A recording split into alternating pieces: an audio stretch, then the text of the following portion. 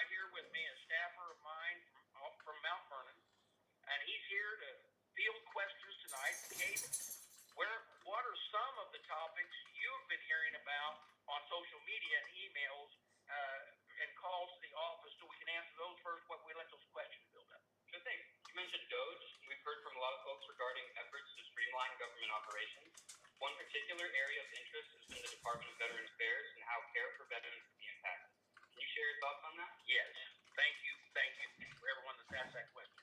You know, as chairman of the House Veterans Affairs Committee and the congressman that represents Marion, VA, this is something I am following closely. VA Secretary Doug Collins is a friend, a very good friend of mine, and we are in contact every day. Sometimes I think I call him more than I actually call my wife, and I call my wife a lot, but, you know, being the good husband I am, but we are communicating on a regular basis. But I take him at his word when he says these decisions are being made carefully to ensure to not disrupt any care for our veterans. And that's critical part of the mission here, ensuring the quality of care for our veterans is not impacted. Let me say that again. We're wanting to ensure that the quality of our veterans' care is not impacted. That being said, I understand people's concern.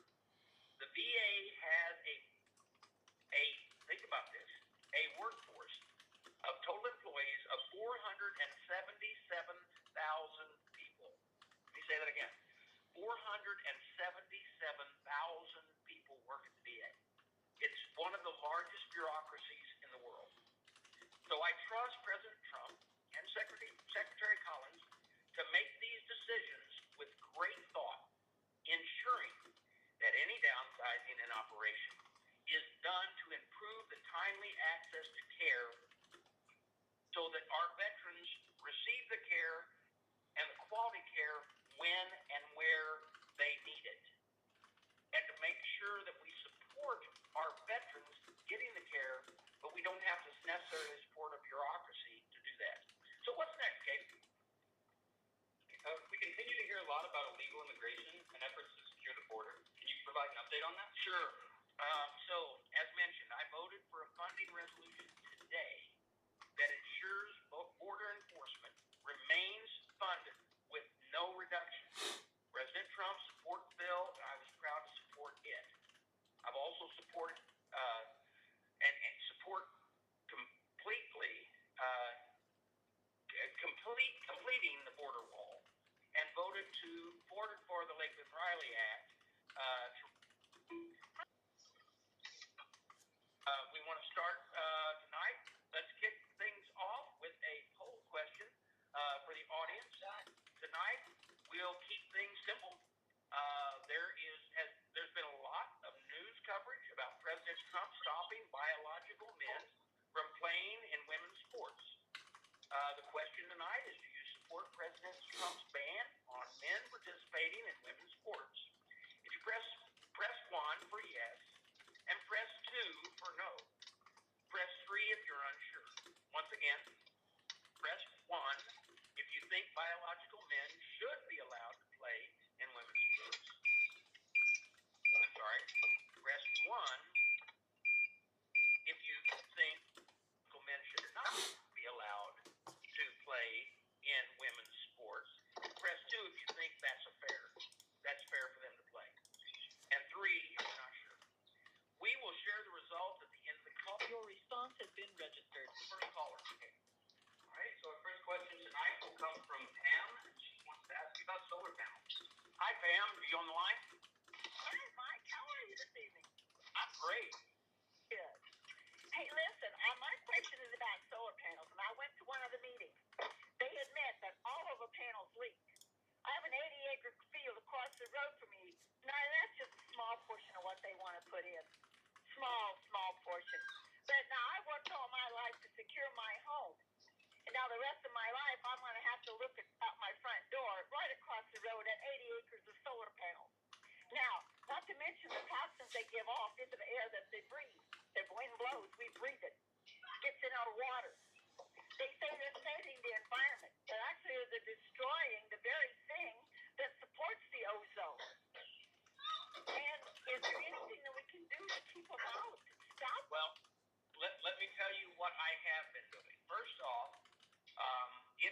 person wants to put solar panels on their property, the property rights allow them to do that.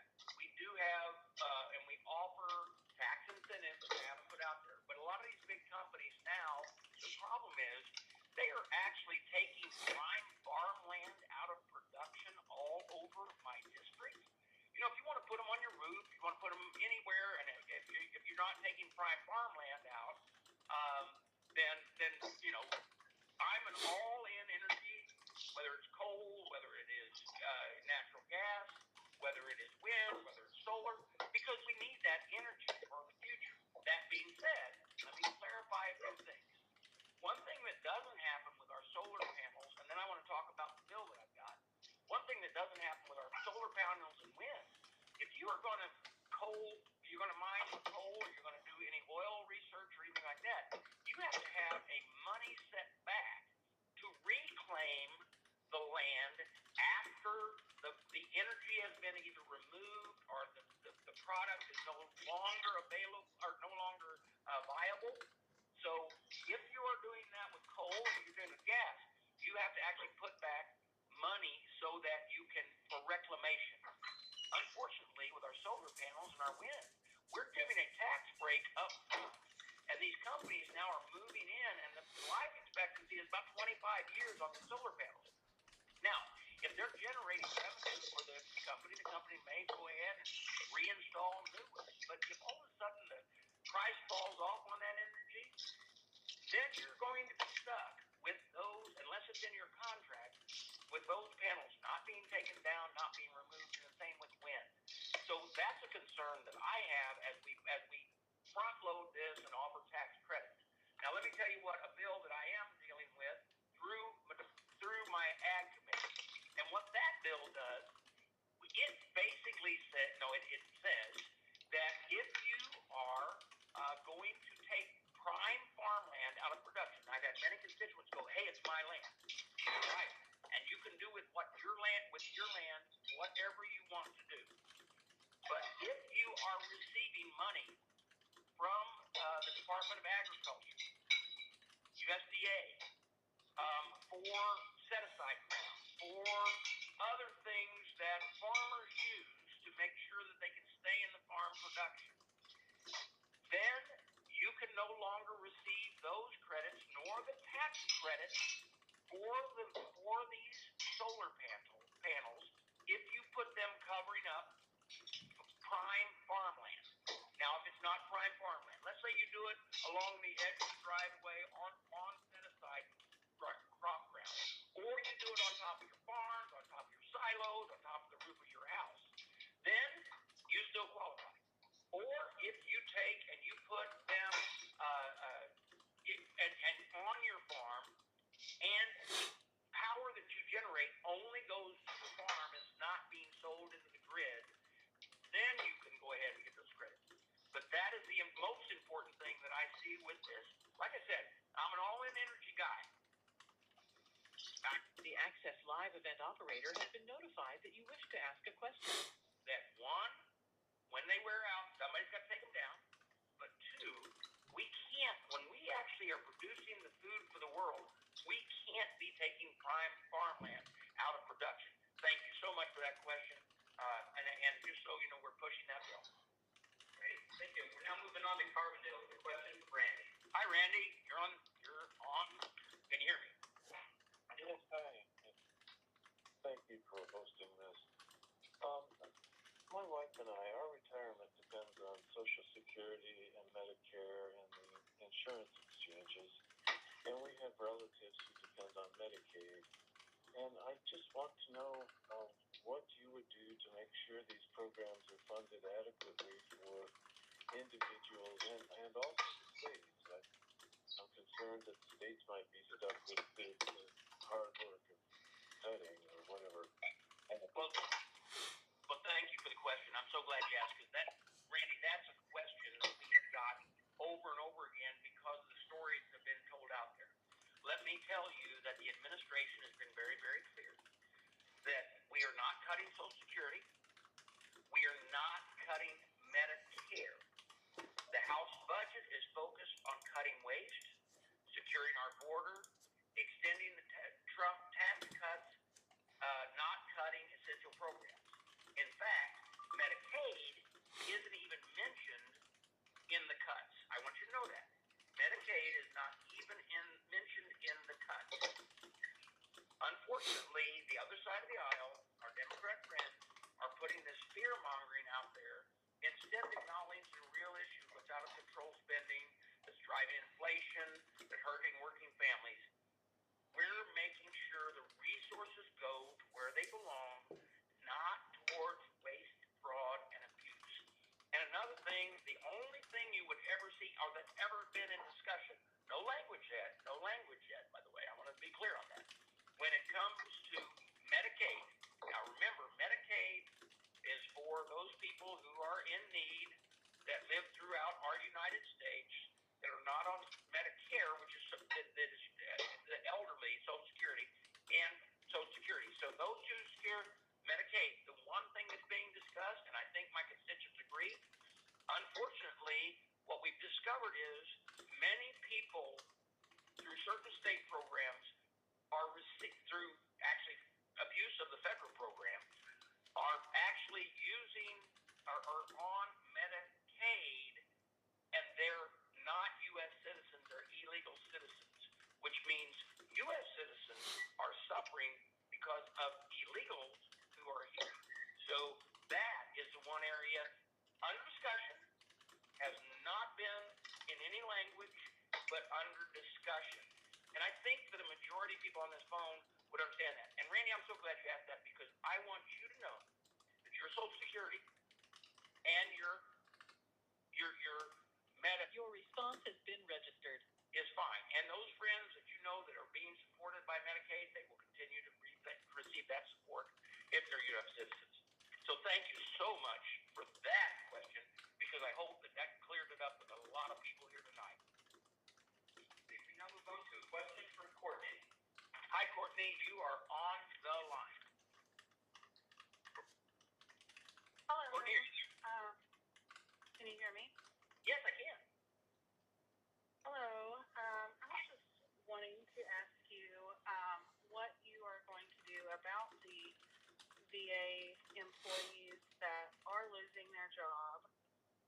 There's a gentleman named Jacob Bushno that has tried to reach out to you and hasn't been able to get into contact with you, and he works for Shawnee National Forest as a VA. Okay, first off, Jacob called our office. We have about a 10-day period turnaround that we have to respond, because, we have to check with the agencies. And I want to let you know that Jacob, from what I can tell, he is on, now understand, when you're new hire, you're a probationary hire, and because of that, there are reasons that people can be let go if during the probation time. He's reached out to our office. We did, like I said, send an email back, but there are about 3 things that were probably mentioned on his notice that he was going to be terminated at that position. Then what it is, one of those is that the immediate supervisor said that his job is essential, and you know what? From what I can tell, that immediate supervisor did not go up the chain of command, and it is vitally important to understand that if anyone wants to reach out to our office, they can. But I think it's vitally important that remember that the DOGE, what they're doing is, remember it's Department of Government Efficiency, and it's providing, proving to try to cut wasteful spending, government overrun, and waste, fraud, and abuse. And so far they've cut a lot. But understand this: essential jobs are not being cut, and if they are, when people reach out to our offices, we reach through those offices. We're glad to do that. The federal government has grown far too big. President Trump is talking about the necessary steps to rein it in. Right now, there are over 2.3 million federal employees, and the effort to shrink bureaucracy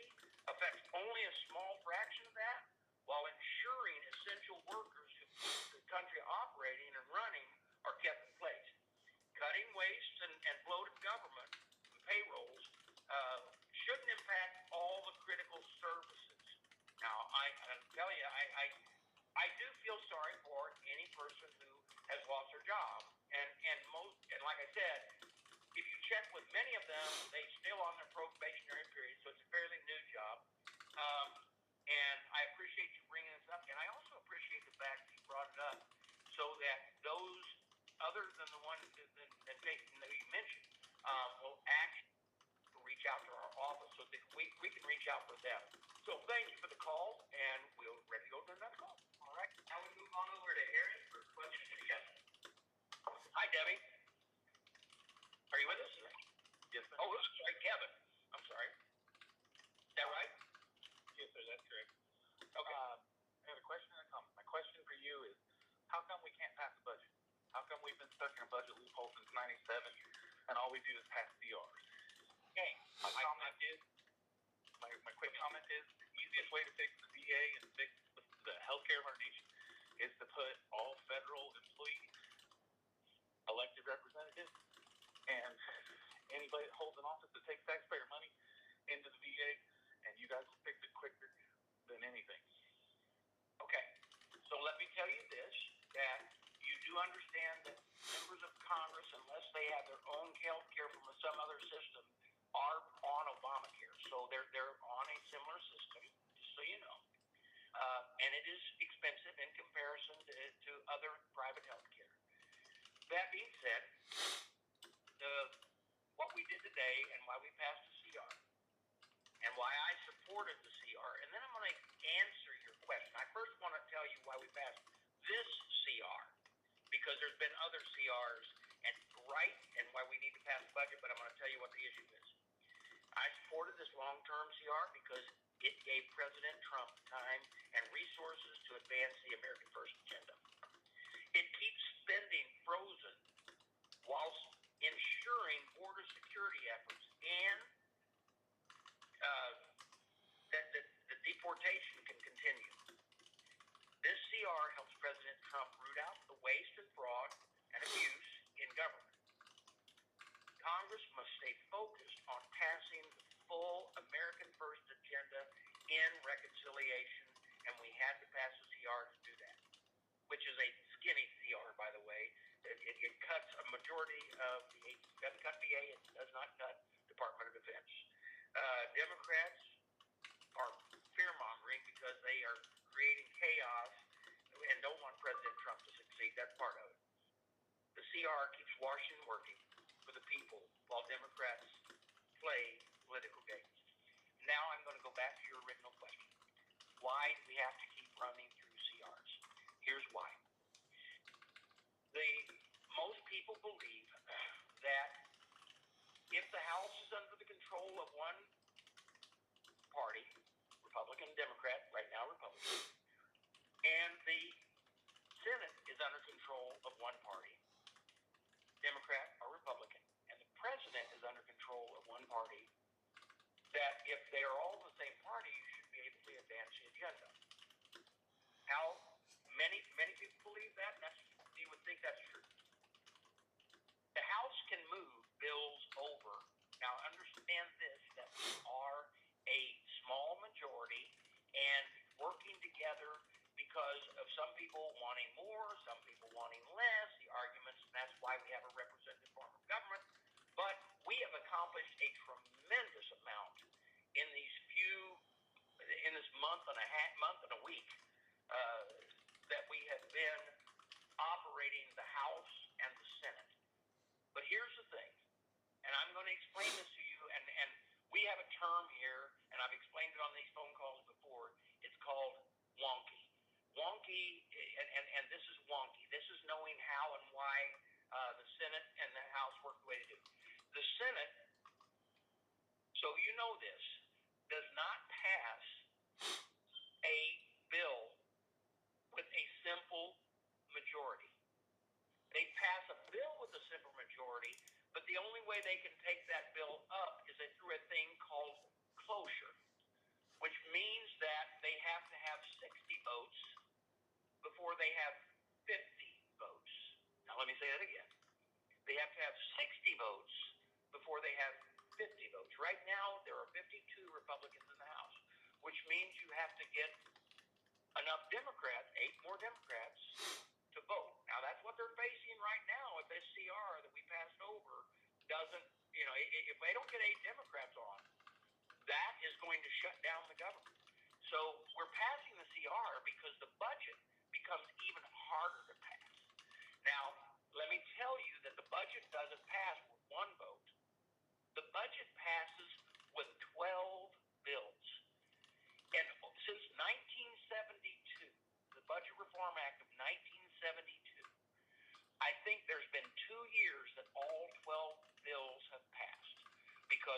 happens is there might be 8 pass, there might be 10 pass, there might be 6 pass. And then, but you've got to keep government funded and running, so what they'll do is they'll take the other ones that didn't pass and they'll do a CR on them. And that's very hard to operate government. And you know what? I would like to say that I wish that it would happen exactly like the people think that it's supposed to happen, but it's also a safety net in there that was put in by our forefathers that gave the Senate, their power. And remember, the Senate, when it was first created, it wasn't elected by the people. It was actually brought until 1906. It was actually it was to represent the states, and therefore it was elected by the state legislature. But in 1906, they then made it like the House, where they selected it at large in the state for the 2 senators that are there. And then, so the Senate is so much harder to get things through than the House. The House represents the people, the Senate represents the state. I would love to say, hey, we just need to get it done. And believe me, I've watched many people that run for Congress and run for the Senate and everything like that. Hey, we just need to get it done. And once they get here and actually understand what the Constitution says and what the rules are in the Senate and the rules are in the House, I wish I had a better answer for you, but that's the most truthful answer there is out there. Because I'm telling you, in a world of 15-second soundbite, and a world of when we can do social media posts, it's easy to say, hey, you just need to get it done. Or, hey, we should just do this. But the reality is, when you're here, you are one of 435 in the House, and if you're in the Senate, you're one of 100. And it has to take a majority in the House and the cloture, so 60 in the Senate, to get a bill across the finish line, except for reconciliation, and that's why reconciliation is so important. Hey, thank you, because I was really enjoying the opportunity to explain that to you. Thank you for asking, and thank you for being on the call tonight. Alrighty, and on the topic of budgets and the CR, we've got a question from Jesse about tax policy. Hi, Jesse. Are you there? Yeah, good evening, Congressman. You've spoken about freezing funding, well, you advocated for cutting funding for some programs, including education and healthcare. President Trump and our Republican leadership has advocated for raising the debt ceiling by approximately $4 trillion. If spending is indeed frozen, where is this additional debt going, other than to more tax cuts for billionaires when the wealth gap is bigger than it's been in 100 years or so? Right. So I appreciate that question, because I really think that needs to be explained. When we gave in this bill the president's the ability to raise the debt ceiling, we're raising it as a safety measure as Republicans. Let me explain that. I do not think that you will see this administration break that debt ceiling. But if you're going to break the debt ceiling and you come upon it closely, here's the danger. When I just explained the 60 rule in the Senate, that means that the Republicans, to raise the debt ceiling, would have to go to the Democrats to get the votes. And the only way they've been able to get the votes is Democrats want to increase spending. So the president asked that we raise the debt ceiling now as a safety net, not to actually be used, but as a safety net. So let me also say this. That when you're talking about the tax cuts, first off, it's not tax cuts per se, it's keeping the tax cuts that were passed in 2017. 80% of the Americans, if we do not do this, will see a tax increase if we do not extend the Trump tax cuts. That is the higher, low income and middle income families, 90% of them will see a tax increase, and a very large tax increase, because what happens is the tax cuts of 2017, which Democrats, it's only for the wealthy and it's only for the rich. No. It was the working men and women of this nation that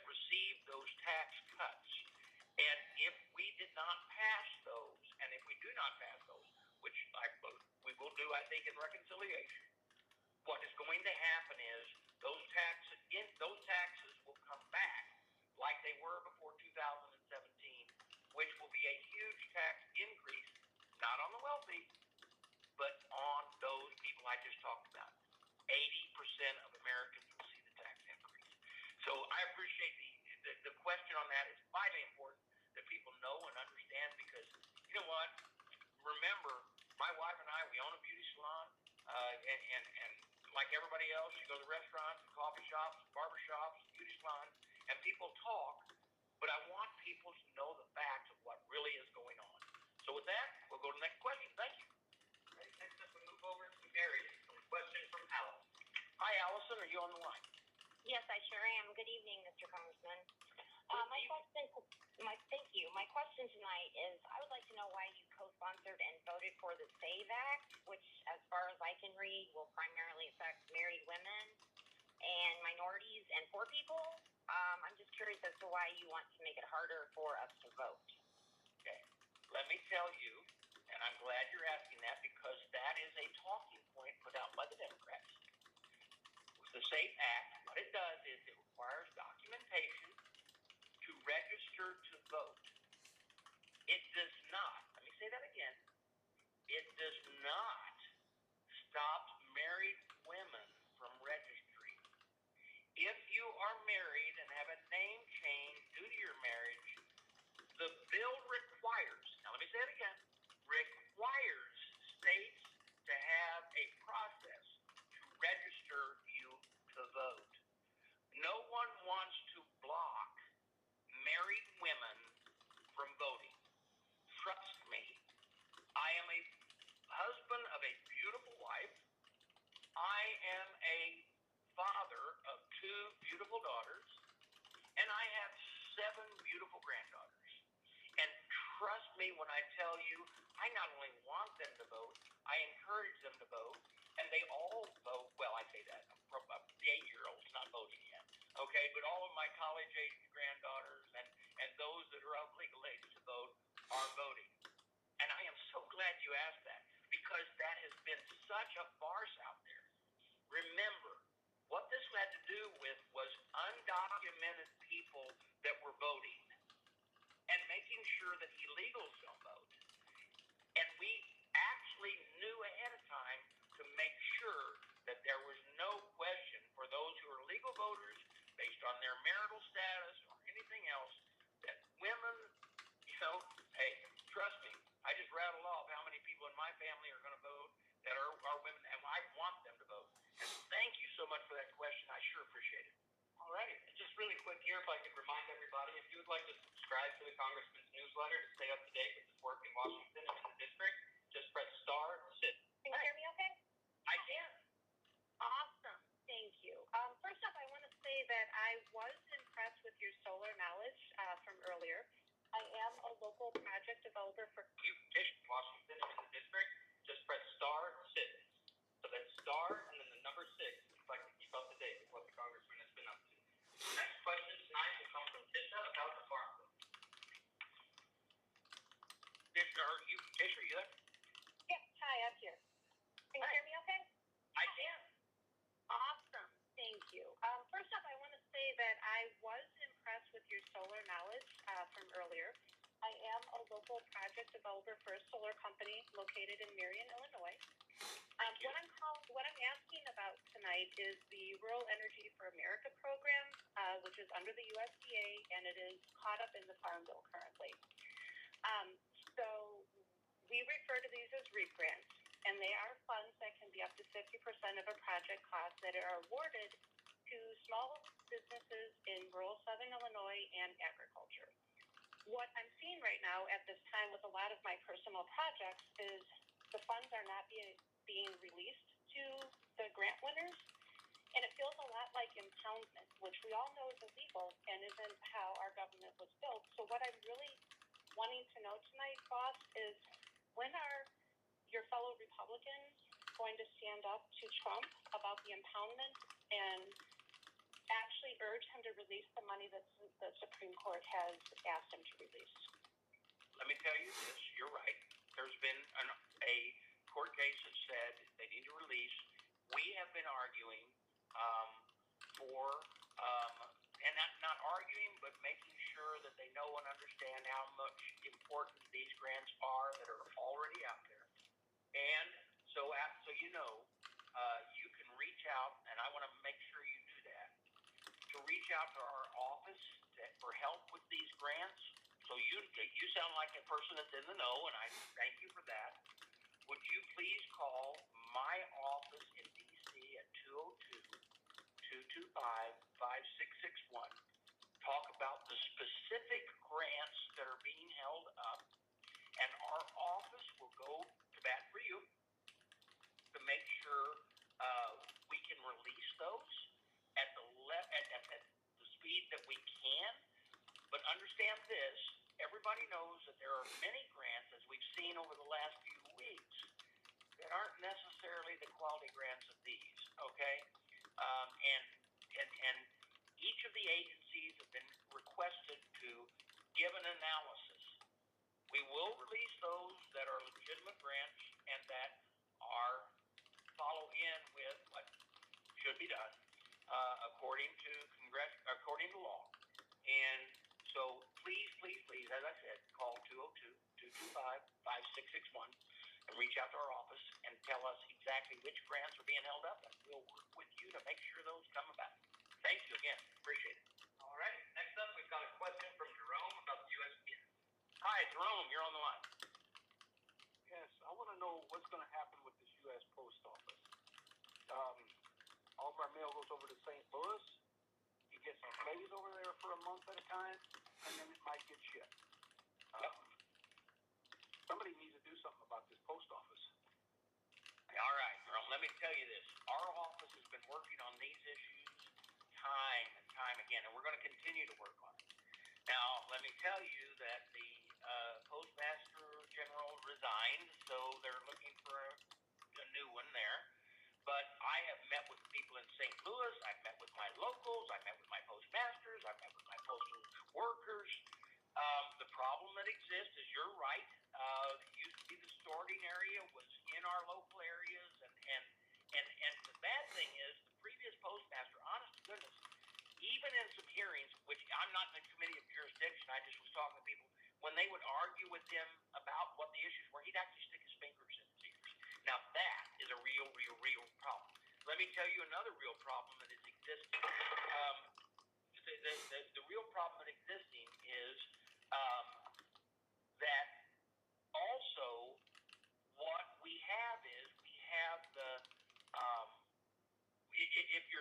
many of our cities send out their water bills, and then the water bills don't show up until they're past due and people are being fined. And there's all kinds of other things that have been negatively impacted. And so, I've carried a bill. I don't think it's going to go anywhere, but I'm telling you, it's a messaging bill to drive them to the table so we can get something straightened out. And that bill, basically what it says is, if you are a person and you did not receive a bill, and because of that or some other piece of mail, and it costs you money, then the U.S. Postal Service has to reimburse you. Now, guess what? They're starting to talk to me now. We're driving that back. We've got our staff working on it. But let me tell you, we're going to stop. There's a couple acts out there. One is the USPS Act, and that stops secret post office shutdown, which we've got a lot of too. All of a sudden, they'll come in a small area, and they just don't have people to staff it, and they'll just shut it down and not tell you.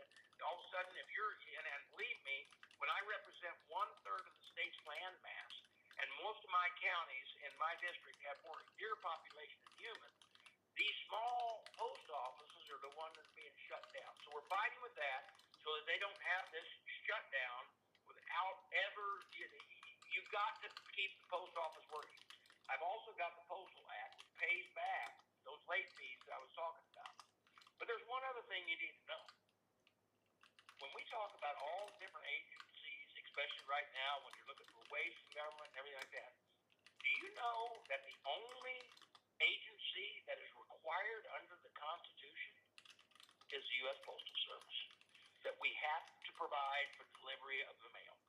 And what we're doing right now is not providing consistent, accurate, proper delivery of the mail. I'm all for you. Believe me, my staff knows and understands. All right, let me even tell you this story. We have one issue we've been dealing with, and I'm sorry if someone on this line is your family member, but we actually refer to this person as Uncle Joe. And Uncle Joe had his remains shipped almost 2 years ago now. And his remains came out of Florida, and they were supposed to arrive here in an area in southern Illinois. Didn't show, the ashes didn't show, they didn't show. Our last tracking on this person's remains is at the St. Louis office. I've been to the St. Louis office. We're still looking for Uncle Joe, for the family, and I'm going to tell you, this is not a joke, people. When your U.S. Postal Service messes up this bad, we got a problem. And we're going to be jumping and have been jumping dead straddle of them, and we will continue to do so because the U.S. Postal Service should be the prime that should deliver on time. And so thank you so much for giving me the opportunity to express that. Right. Next up, we're moving over to Carterville for a question from Linda. Hi, Mike. Hey, Linda, how are you? I'm good. I haven't seen you or talked to you in a long time. I'm concerned about the PAC tax and being the wife of a totally disabled veteran from being in the Vietnam War and being exposed to Agent Orange. And on the roll call, it shows that you didn't vote for the PAC tax. Nope. Can I ask why? Nope. Well, yes, you can ask why. So that was the first vote of the PAC Act out of the House, okay? And if you listen to the debate, you'll understand why I would not vote for that one. Because I had talked with the secretary, the Democrat secretary, by the way, of the VA, and he said, Representative, the way it is written, we can't implement it. And let me tell you that the sponsor, Mark Takano out of California, who I know well, he's the ranking member, and I'm now chairman. He was then chairman, and I was ranking member. He wouldn't listen to the fact that I kept telling him, Mark, I'm for the act, but you've got to make sure. You can't just tell the veterans, hey, we're going to pass the PAC Act, and you're going to get this, this, and this, but you didn't put it together where the VA can do it. And so I argued. So I brought many Republicans to say, no, until we get it right, it shouldn't go. So instead, I went to the Senate after it passed, talking to them. They agreed with me. They actually changed the language in a bipartisan manner, Republican and Democrat, to send it back to the House as amended. So actually, we weren't lying to our veterans that it was going to take care of them. And now, if you'll look at the final vote of the PAC Act in the House, I not only voted for it, I spoke for it. I brought a tremendous amount of Republicans along with me to make sure that these veterans, not only Vietnam, and remember, the PAC Act reaches back and gets some Vietnam veterans, like your husband, but it gets it gets every veteran post 9/11, because what the PAC Act is it deals with those veterans who have been exposed to toxic exposure. A lot of people said burn pits. It was not just burn pits. It's any toxic exposure. And let me tell you, the PAC Act is a great thing. I support it. That's why it's so important that we make sure that our VA is implementing it correctly, and why we're doing oversight to make it happen. And you can go back and look at that vote, and you're right, I didn't vote for it because I didn't want to lie to my veterans. So when it came over in its right standard, that it actually is working, I voted for it. I am so glad you asked that question, because it allows me the opportunity to clear that up. I mean, this is the type of stuff that goes on around here, and I'm going to tell you, remember this. If you look at the chairman or the ranking member in the House, and then now it's not that way, but back then, and the chairman and ranking member in the Senate, us was a veteran. Only one of us. And it was because I have seen too many times that our veterans have said, oh, we've taken care of you. Oh, we really care. And then they don't get the services that they're really supposed to get. The PACT Act, under what we actually supported when it came back from the Senate, actually provides for those men and women who have had toxic exposure post 9/11, some back during from the Vietnam time, or Blue Water Navy and or Agent Orange. So thank you so much that I could clear that up. I appreciate it. All right. Next up, we've got a question from Elizabeth. Hi, Elizabeth. Mike, I'm with you. Are you there? Yes, I'm here. Okay. My question is about the Forest Service and the National Park Service. You betcha. I am very concerned about the cuts to the Forest Service and the National Park Service. These are middle-class people that are basically on probation because they are 1 year in or maybe getting a promotion. We in Southern Illinois love our outdoors. We like to travel to state parks. Well, state parks won't be affected, at least in blue states, but state national parks and Forest Service lands to go camping and fishing and the things that we love to do. But yet, your administration wants to cut these people that are curbing fires, that help with invasive species, that have animal control, and help with endangered species. So I'd like to know why you're supporting these cuts to middle-class income workers that are not part of fraud or any of that other stuff that you guys are all licensed to throw out there. I'd like to know why you support that. Okay. Let me explain this to you in great detail. So the amount of cuts that have been to the U.S. Forestry Service have been minimal. As you said yourself, they were probationary periods. The claim, first off, Trump ordered 280 million acres. No, that's not. So the reality is that the federal government, under the Biden administration, grew tremendously. Right now, there are over 2.3 million federal employees. This effort to shrink the bureaucracy, there are going to be people let go. Not long-term people, and then we're not reducing. The claim, first off, Trump ordered 280 million acres. No, that's not. So the reality is that the federal government, under the Biden administration, grew tremendously. Right now, there are over 2.3 million federal employees. This effort to shrink the bureaucracy, there are going to be people let go. Not long-term people, and then we're not reducing. This is important to answer your question. You'll still be able to use the forest. The forest will still be maintained. The forest and the workers that are there, they will be a little bit of workload reduced until we can figure out where to focus our money. And let me explain this in great detail. Sometimes bureaucrats, and I want to explain this, how this happened.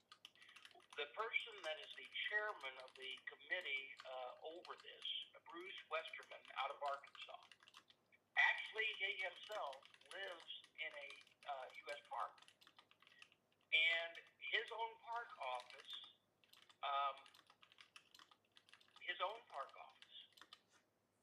was closed, and they claimed it was due because of the Trump cuts.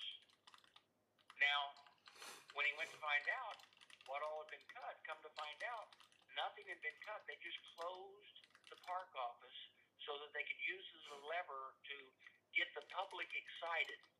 And then he actually had to force them to open it back up, knowing there was no cuts. We have had one person in my district from that area that has lost their job. He was a temp, and I explained that earlier this evening. And let me tell you this. You're still going to be able to use the Shawnee Forest. We're going to take care of the Shawnee Forest. I love the Shawnee Forest. I was a scout. I worked at Little Grassy Lake. That's another issue right now, don't feed the narrative of saying, oh, we're cutting all of this stuff. When the reality is that you're still going to be able to use your forestry, go out camp, do all the things you're supposed to do, unless you're in a situation like Grassy Lake where we have to, for safety reasons, is a shutdown.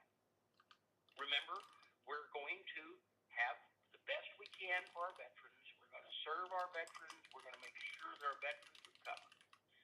But folks, let me tell you, the American people are very, very clear, and including my district, that we need to get government spending under control.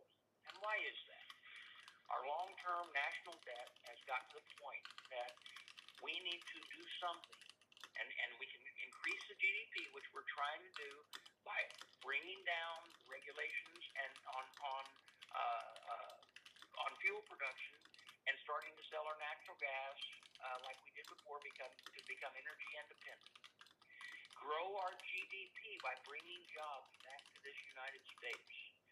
Protecting our borders, stopping people from coming across, drawing things out of our government that don't need to be drawn out of our government, that our taxpayers are paying for. And why are we doing that? Bringing jobs, bringing down regulations and on fuel production, and starting to sell our natural gas like we did before, to become energy independent. Grow our GDP by bringing jobs back to this United States. Protecting our borders, stopping people from coming across, drawing things out of our government that don't need to be drawn out of our government, that our taxpayers are paying for. And why are we doing that? Because, one, if we continue to increase the debt, somebody will own our debt, and that group that owns our debt may be China. And I'm going to tell you that if China actually controls our debt to the point that we then have to try to defend ourselves against China, and China would take over, which I don't think that's necessarily going to happen right now. But we have to play for the long game. All of our veterans fought in vain, because I guarantee you that if the Chinese would own our government, or take over our United States, we won't have any veterans benefits. Federal employees, that won't be happening. We do a great job in this nation. It's a great nation. We've got to make sure that it remains great. And why we do that is we have to look very wisely that our money is being spent wisely. Look, I've given a great explanation. I thought that if you have a problem with somebody who's laid off, or you yourself was laid off, reach out to our office. I've said that through the PA. I've said it through my district office like I am right now. Reach out. Protest in the streets if you want, because that's your right. And you want to do that, that's wonderful. But do you really want to cure the problem, or do you just want to say you hate Trump and you hate Republicans?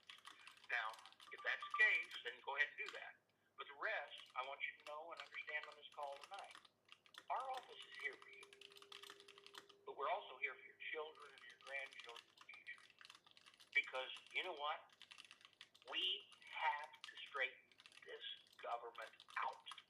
And if you don't believe that, just look at the things we found in U.S. aid and the other issues that are out there. The abuse that is occurring in every agency throughout our agencies in this United States. Remember, Congress is given the right to control the purse. But we've given that right away to these agencies and the bureaucracy, and we need to take it back so we can answer to you, the people. So, do we have other tonight? So we're running a little over our time here tonight, sir, but we have... We'll take one more. Yeah. One more question. So our next question takes us over to Waterloo with a question from Brent. Hey, Brent, are you on the line? I am, Mike. How are you today? Great. Well, I just wanted a couple of things, more comments than anything.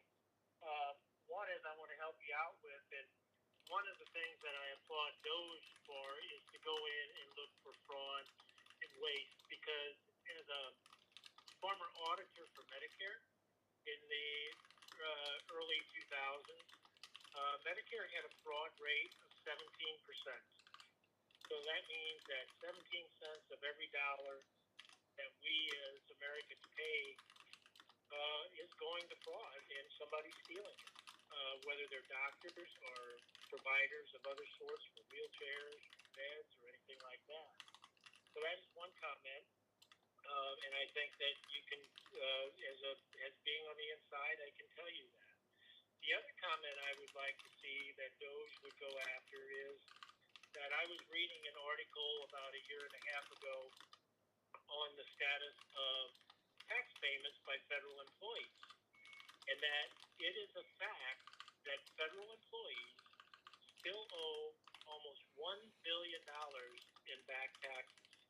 And there shouldn't be a federal employee that ever owes you and I as employers, as the taxpayers, that money that they can put aside and get away with it. That's just criminal.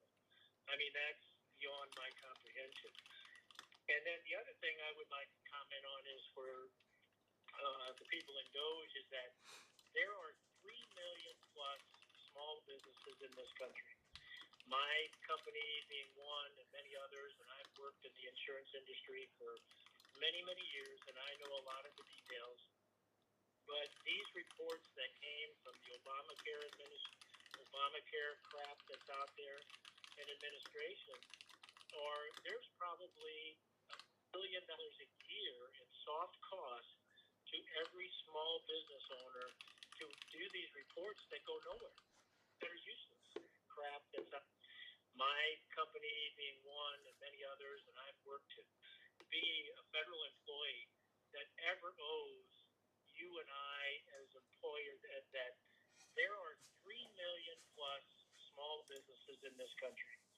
My company being one and many others, and I've worked in the insurance industry for many, many years, and I know a lot of the details.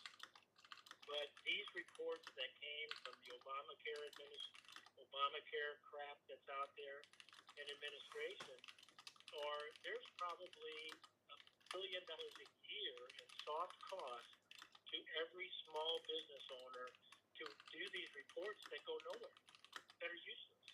And then every once in a while, like a customer of mine who they forgot to send in this copy of this 1095 report, and all of those should be coming from the insurance industry, they get a $100,000 fine. And it's a gotcha thing. And, quite frankly, Mike, I'll be more than happy to spend 6 months of my life to come in there and help clean up CMS and HHS, because that's 93,000 employees that nobody has a clue of what they're doing. So those are kind of my comments. I left my number with your assistant and help clean up should be coming from the insurance industry.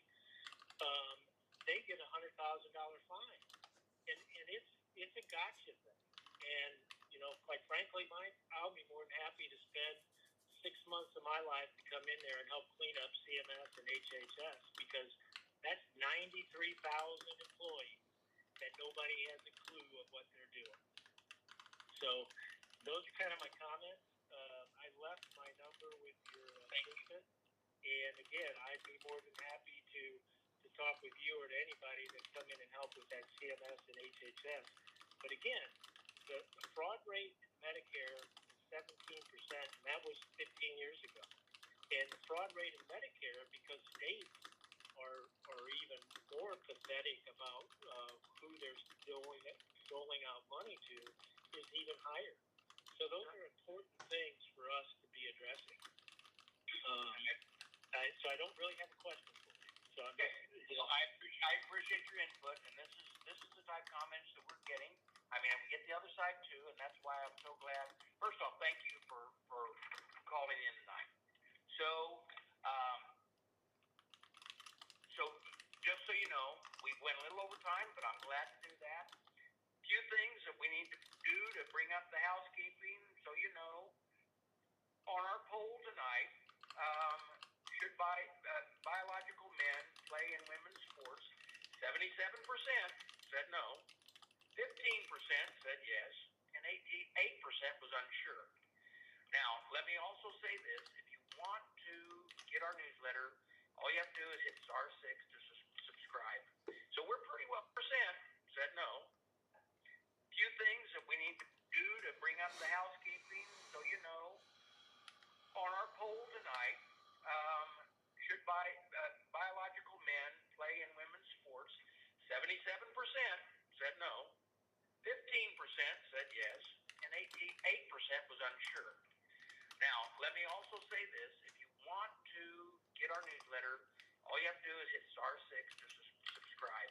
So we're pretty well finished for tonight, and I want to thank all of you for calling in or picking up, and I hope that we've been able to answer a lot of your questions. Let me tell you, you can tell by the people we talked to tonight that we talked to Democrats, Republicans, and independents alike, and that we want to make sure that these town halls work. I explained that at the beginning, that, look, this was an opportunity for true communication between us, between me and you, the voters. You have already been placed into the question and answer queue. If you wish to be removed, Pay attention to when they come up. I love the opportunity to speak with you. And once again, this ends our second town hall of this year. God bless you, and thank you for the opportunity to serve you. the Access Live event has ended. Thank you all for taking the time to participate in our Teletown Hall meeting tonight. If you have any questions or comments on tonight's discussion,